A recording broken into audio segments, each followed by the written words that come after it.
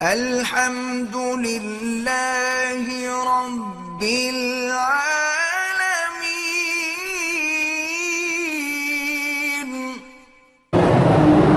ہمارے ایک عزیز نے فون پر اپنی بیوی کو ایک بار کہا کہ تم میری طرف سے فارغ ہو، دو بات پکی طلاق ہو گئی جناب۔ فون پہ کہے یا کچھ کہے، فون پہ طلاق ہو جاتی ہے، نکاح نہیں ہوتا، کیونکہ نکاح میں دونوں کا ایک جگہ ہونا ضروری ہے ایجاب قبول کے لیے۔ طلاق کے لیے تو دونوں کا اکٹھے ہونے کی ضرورت ہے، وہ دینی مرد نے ہے، اور چاہے سامنے ہو یا نہ ہو۔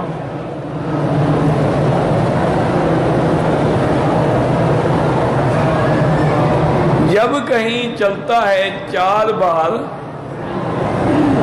شوہر کو بلاتے ہیں، عدالت میں نہ آئے، تو یہ قانون جو ہے انگریزی قانون ہے، اسلامی نہیں۔ اسلام میں لازماً اس کو بلانا ہو۔ اگر بالکل اخبار میں اعلان میں نہ آئے تو قاضی پھر ولی بن کے فیصلہ کر دے۔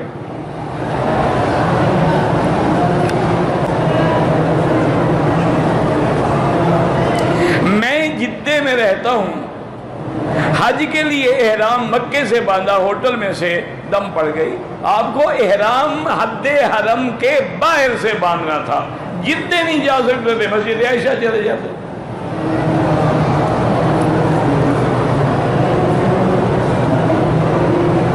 تراویح ہے یا تہجد ہے، ثنا بھی پڑھیں گے، سورت بھی پڑھیں گے، فاتحہ بھی پڑھیں گے۔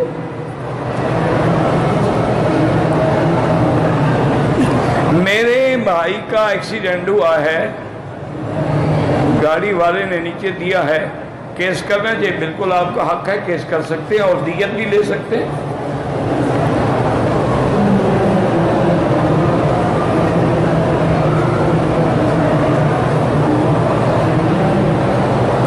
اگر کسی نے اپنی انشورنس کرائی ہے اور اس میں یہ لکھا ہوا ہے کہ آپ مر گئے تو آپ کو 10 لاکھ دیے جائیں گے، وہ سود ہے، وہ حرام ہے، لیکن ان سے لے لو، غریبوں کو دے دو۔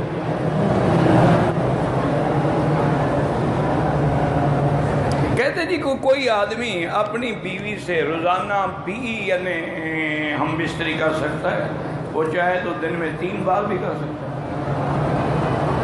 اس میں تو کوئی منع نہیں، اگر دونوں میں دم خم ہے تو کوئی مسئلہ نہیں۔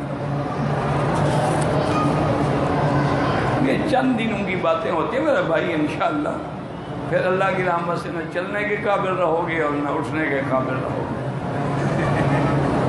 یہ یاد رکھیں، عقل بھی ختم ہو جاتی ہے کثرت جماع سے، اور قوت غریزہ بھی ختم ہو جاتی ہے، پھر آدمی بالکل ایک بیکار لاشا ہوتا ہے۔